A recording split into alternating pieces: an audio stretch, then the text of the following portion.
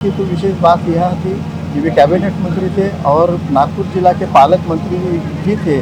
उसके बावजूद भी उत्तर नागपुर को जो विकास निधि विकास के लिए उन्होंने खींच कर लाना चाहिए था वो नहीं ला पाए। वो असफल व्यक्ति और असफल आमदार और असफल मंत्री करके साबित हुए। ये जो आरोप लगाए जाते हैं और ये कांग्रेसियों के आरोप है, ये सरासर झूठे आरोप है और मतदाताओं ने इस कोष से बाहर निकलना। भारतीय संविधान पुख्ता इतना मजबूत है कि यहाँ पर अभी अन्य कोई ग्रंथों की जरूरत नहीं है। मेरे लिए जो ग्रंथ है डॉक्टर बाबा साहब अम्बेडकर संविधान, ये सबसे यानी महाभारत रामायण और सभी ग्रंथों के सबसे ऊंचा ग्रंथ मेरे लिए संविधान है। और अंधविश्वास ही मैं बिल्कुल नहीं हूँ। एक व्यक्ति का मैं सम्मान करने के लिए मैंने पैर धोए हुए।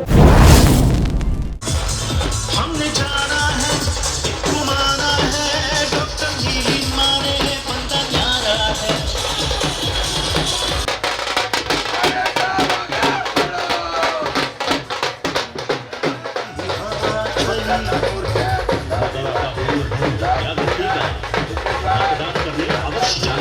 कमल कमल कमल भारतीय जनता पक्ष के हेलो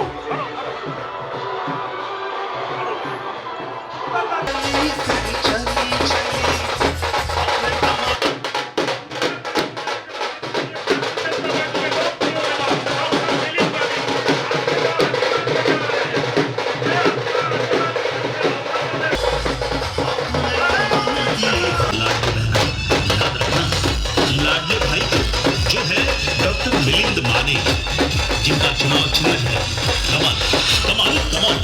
हमने जाना है, इनको माना है, डॉक्टर मिलिंद माने बंदा न्यारा है। चली चली चली अपने कमल मतदानाला जाऊया हाती। अधिकृत उमेदवार डॉक्टर मिलिंद माने यांना पक्षाचा बहुमताने विजयी करणार। मिलिंद माने प्रतिज्ञा बजावणार।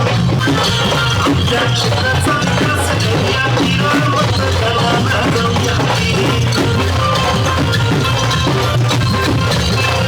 डॉक्टर मिलिंद माने किरण मतदानाला जाऊया हाती।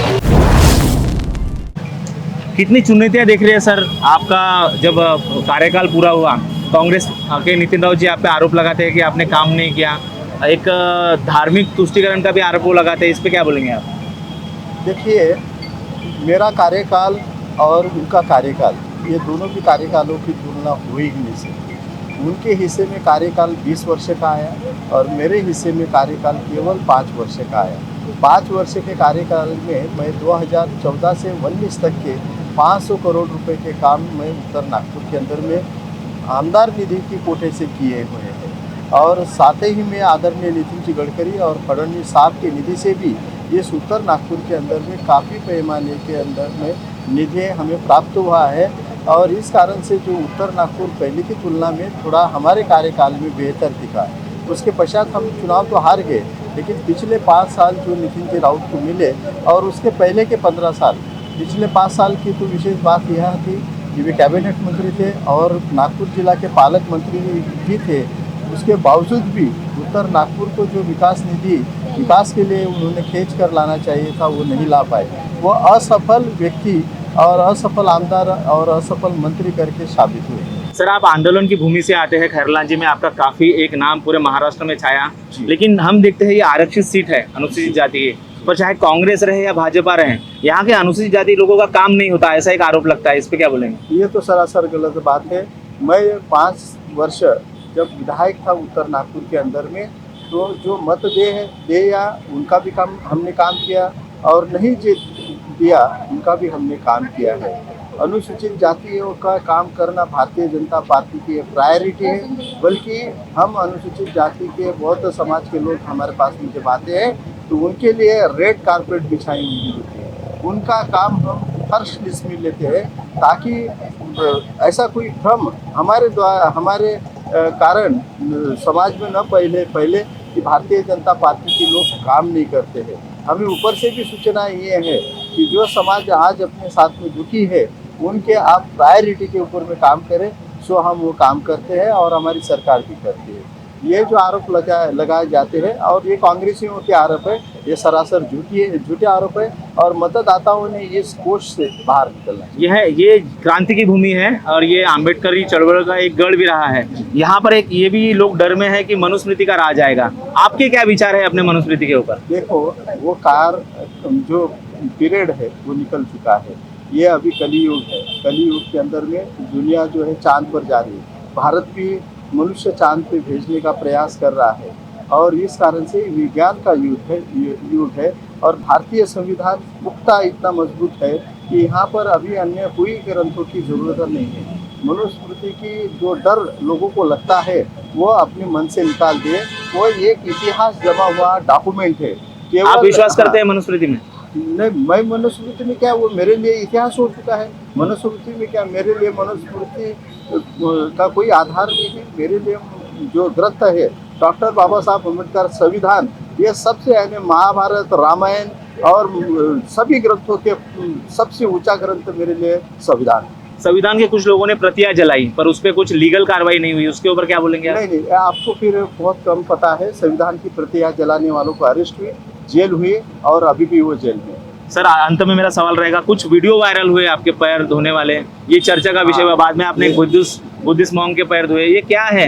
यानी आप एक डॉक्टर क्षेत्र में हैं, आप साइंटिफिक टेम्पर बढ़ाना चाहिए पर आप अंधविश्वास में लोगों को फैला रहे हैं, इस पे क्या बोलेंगे? देखिए, कोरोना काल के वक्त पत्रकारों ने मेहनत किया, फील्ड में रहकर सफाई कामगारों ने मेहनत किया, पत्रकारों ने ये फील्ड पे मेहनत किया, पुलिस लोगों ने किया और डॉक्टरों ने किया है।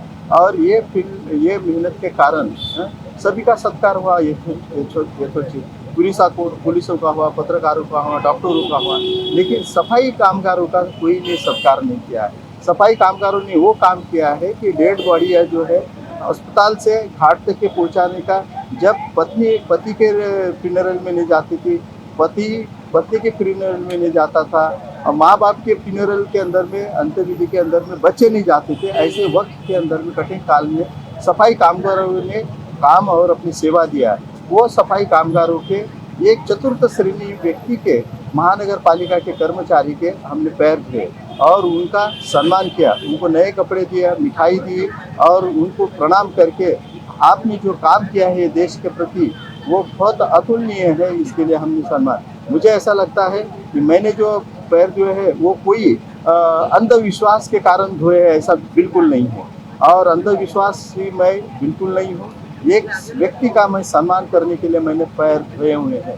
जो लोगों ने वीडियो वायरल किया है, हाँ, मैं कोई भटजी के पैर धोआ रहता वो ऑब्जेक्शनेबल रहता, मैं कोई बड़े नेता के चरण धोए रहते वो भी ऑब्जेक्शनेबल रहता था। मैं प्योरली साइंटिफिक आदमी। भविष्य में कभी कोई भटजी पुजारी के पैर धोएंगे सर आप? सवाल ही नहीं आता है। क्यों धोएंगे, क्यों धोएंगे ये बताइए? सवाल ही नहीं आता है। वो व्यक्ति करके हमारे लिए वंदनीय हो सकता है, हम उनको प्रणाम करेंगे, उनका सम्मान करेंगे, लेकिन ऐसा जरूरी नहीं कि वो पैर धोना चाहिए। जो विकास की गंगा पूरे नागपुर में बह रही है, पर पीली नदी हो या फिर नाग नदी हो, ये नाले में तब्दील हो जाती है, तो उत्तर नागपुर के लिए क्या है आपके सर मैनिफेस्टो में? ये सब पाप नितिन राउत का है। 20 साल उसको जनता ने दिया है, मूर्ख बनाया है और बौद्ध जनता जो है ना, भारतीय जनता पार्टी चुनकर आ रही है, इसलिए कांग्रेस को वोट देती है और उनको कांग्रेस को ग्रांटेड लगते हैं मुसलमानों के, बौद्धों के वोट और क्रिश्चियनों के वोट, और वो जब वोट लेते हैं और मजा मारते हैं 20 साल तक के। बीजेपी को क्या लगता है सर? बीजेपी विकास के क्षेत्र में जा रही है, सबका साथ सबका विकास, सबके विश्वास के साथ में बीजेपी काम कर रही है।